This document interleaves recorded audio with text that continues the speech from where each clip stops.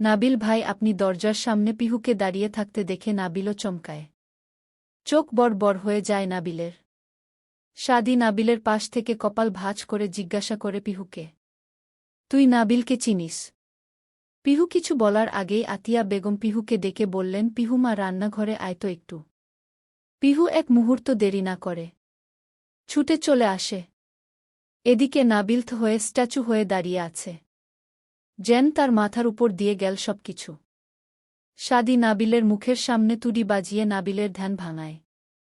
সাদি নিজের কপালে 3টা ভাঁজ ফেলে বলে ওঠে, কি নাবিল, কি ভাবছ? ভেতরে এসো। নাবিল একটু লজ্জায় পড়ে যায়। সাদির পিছু পিছু ভিতরে প্রবেশ করে। সাদি আর নাবিল সোফায় গিয়ে বসে। তারপর ইলিয়াস চৌধুরীকেও সাদি সোফায় এনে বসিয়ে দেয়া। নাবিলের সাথে ইলিয়াস চৌধুরীর পরিচয় তৈরি করিয়ে দিয়ে কথা বলাতে থাকে। এদিকে সাদি আতিয়া বেগমকে ডেকে খাবার দিতে বলে তার আর নাবিলের। আতিয়া বেগমও ফ্রেশ হয়ে খেতে বসতে বলেন। তাই সাদি নাবিলকে গেস্ট রুম থেকে হাত মুখ ধুয়ে ফ্রেশ হয়ে আসতে বলে। যদিও নাবিল ইতস্তত বোধ করছিল, তবুও সাদির জোরাজুরিতে ফ্রেশ হতে চলে যায়। এদিকে পিহু রান্নাঘরে চিন্তায় পড়ে গেছে। নাবিল এখানে সাদির সাথে কি করছে? আর সাদির মনে ভাবনা, পিহু নাবিলকে চেনে কিভাবে? ওদিকে নাবিল হাত মুখ ধুয়ে মুখ মুছতে মুছতে ভাবতে থাকে সাদির বোন পিহু। তাহলে সাদির বাবা আর পিহুর বাবা এক। 3 জনের মনে 3 আলাদা আলাদা ভাবনা বাসা বেঁধেছে। নাবিল ডাইনিং টেবিলে এসে বসল। সাথে সাদিও বসল। আতিয়া বেগম খাবার এগিয়ে দিচ্ছেন। কিছুক্ষণ আগে সাদির কেবিনে যখন নাবিল বসেছিল তখন সাদির লাঞ্চ টাইম হয়ে যায়। সাদি প্রতিদিন ক্যান্টিনে খেলেও আজ বাসায় খেতে আসত, কারণ ইলিয়াস চৌধুরীকে চেক আপ করা। নাবিলের বাবার অনেক রিপোর্ট থাকায় অনেক টাইম লাগছে। এদিকে তার এখন খাওয়া হবে না। এদিকে সাদি নাবিলকে একা রেখে যেতেও পারছে না। তাই সাদি নাবিলকে বলে ওঠে তার সাথে বাসায় আসতে বলে। যদিও নাবিল কোনো মতেই রাজি হচ্ছিল না, তবে বড়দের কথা অমান্য করা আর সাদির জোরাজুরিতে নাবিল আসতে রাজি হয়। এমনিতেও নাবিলের হাসপাতাল পছন্দ না। এখানে বোরিং লাগছিল তার। তাই সে উপরে উপরে রাজি না হলেও ভেতরে ভেতরে রাজি হয়ে যায়। হাসপাতাল থেকে বেরিয়ে সাদি নিজের গাড়িতে করে নাবিলকে নিয়ে বাড়ির দিকে আসতে থাকে। পথিমধ্যে নানান ধরনের গল্প করে। যদিও সাদি চুপচাপ, তবে নাবিলের বলা সব কথায় মন দিয়ে শুনছে সে। আধ ঘন্টার জ্যাম ঠেলে সাদির গাড়ি চলে আসে চৌধুরী বাড়িতে। সাদি আর নাবিল গাড়ি থেকে নেমে এগিয়ে চলে সদর দরজার দিকে। যদিও নাবিলের কেমন গিল্টি ফিল হচ্ছিল। দুপুরের খাওয়া শেষ করে সাদি ইলিয়াস চৌধুরীকে চেক আপ করল কোনো সমস্যা আছে কিনা। তারপর নাবিলকে নিয়ে বের হয়ে গেল হাসপাতালের উদ্দেশ্যে। সাদি ড্রাইভ করতে করতে জিজ্ঞাসা করল নাবিলকে, আচ্ছা নাবিল, তুমি পিহুকে চেনো? সাদির কথায় অন্যমনস্ক থাকা নাবিল হকচকিয়ে যায়, তারপর কি উত্তর দিবে ভেবে পায় না। নাবিলকে চুপ থাকতে দেখে সাদি নিজের নজর সামনে রেখে ড্রাইভ করতে করতে আবারও বলে ওঠে, আমার কথার উত্তর পেলাম না নাবিল। এবার নাবিল আমতা আমতা করে বলে উঠল, কলেজ থেকে পরিচয়।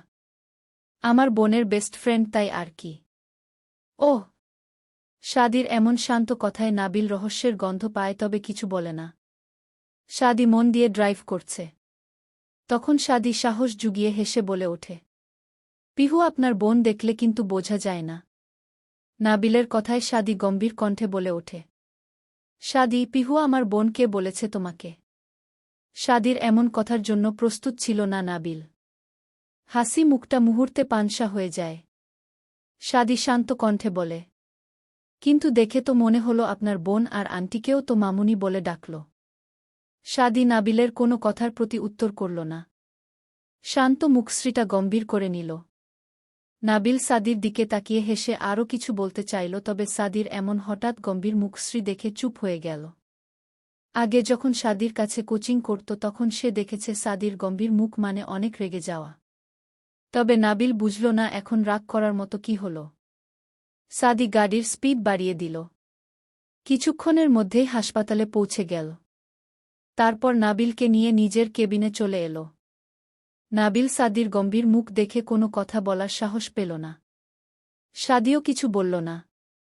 কিছুক্ষণ পর একজন নার্স এসে নাবিলের বাবার রিপোর্টগুলো দিয়ে গেল, সাথে নাবিলের বাবা আছে। সাদি খুব মনোযোগ দিয়ে রিপোর্টগুলো চেক করতে লাগল। বেশ কিছুক্ষণ সাদি ফাইল বন্ধ করে নাবিলের দিকে তাকিয়ে বলে উঠল, আঙ্কেলের তেমন সমস্যা ধরা পড়ে নাই, তবে মেবি কাজের প্রেশার আর দুশ্চিন্তা করে, এজন্য হার্টে চাপ পড়ে, প্রেশার ফল করে। ওষুধ খেলে আর ঠিকমতো ঘুমালে ঠিক হয়ে যাবে, তবে যত কম টেনশন নিবে ততই তার জন্য ভালো। সাদির কথা শুনে নাবিল দীর্ঘ একটা নিঃশ্বাস ফেলল। যেন বুকের উপর জমে থাকা বড় কোনো পাথর নেমে গিয়েছে। সাদি প্রেসক্রিপশন করে দিলে নাবিলরা বিদায় নিয়ে চলে যায়। সাদিও নিজের কাজে মনোযোগ দেয়া। পিহু সাদিরা চলে যাওয়ার পর থেকেই রুমে শুয়ে শুয়ে ভেবে যাচ্ছে নাবিল কেন এলো। পিহুর ভাবনার মাঝেই ফোন বেজে উঠলে পিহু ফোন রিসিভ করতেই ওপাশ থেকে নাবিল বলে ওঠে, আচ্ছা পিহু, তুমি সাদি ভাইয়ার বোন, আমারে তো কখনো বলো নাই। তুমি বলেছ তোমরা দুই বোন। পিহু কি বলবে বুঝতে পারল, সে তো সত্যিই বলেছে। পিহু বুঝল না কল করেই এসব কেন বলছে। পিহুকে চুপ থাকতে দেখে নাবিল আবারও বলে উঠল, আমি তো তোমাকে দেখে অবাক হয়েছিলাম। তুমি সাদি ভাইয়ার বোন ভাবতেও অবাক হয়ে গেছি আমি। নাবিলের কথায় পিহুর কপালে ভাঁজ পড়ে। পিহু চোখ ছোট করে প্রশ্ন করে, মানে? আরে সাদি ভাইয়া চুপচাপ আর তুমি চঞ্চল, তাই আর কি। আচ্ছা, আপনি ভাইয়াকে কিভাবে চেনেন? পিহুর প্রশ্নে নাবিল হাসল। ফোনের এপাশ থেকেও সেই স্নিগ্ধ হাসি পিহুর মনে ধাক্কা খেল। নাবিল হেসেই উত্তর দিল, আমি রাস্তায় আছি, বাসায় গিয়ে ফোন দিয়ে সব বলবো। আর শুনো, কাল 9টার দিকে চলে আসবা কোচিংয়ে, আমি অপেক্ষা করব। বলেই নাবিল কল কেটে দিল। পিহুর প্রচণ্ড রাগ লাগল। আচ্ছা, সাদি যদি জানতে পারে পিহু আর নাবিল প্রেম করছে তখন কি হবে? আচ্ছা, নাবিল কিছু বলে দেয়নি তো? এসব ভেবেই পিহুর মাথা খারাপ ঘুরছে। পিহু মোবাইলে কার্টুন দেখতে দেখতে ঘুমিয়ে গেল সেখানেই। সন্ধ্যা 7টা বাজে সাদি বাসায় ফিরল। হাতে এপ্রন ঝুলানো, সাদা শার্ট ইন করা, কালো চশমা বুকের ঝুলানো, চুলগুলো এলোমেলো লাগছে। সাদি উপরে না গিয়ে সোফায় বসল। পিহু তখন টিভি দেখছে।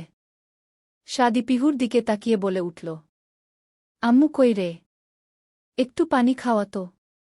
পিহু আজ চোখে সাদিকে দেখল।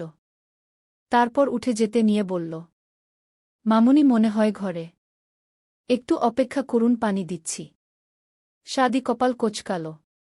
পুরনো একটা রাগ জন্মালো নতুন করে।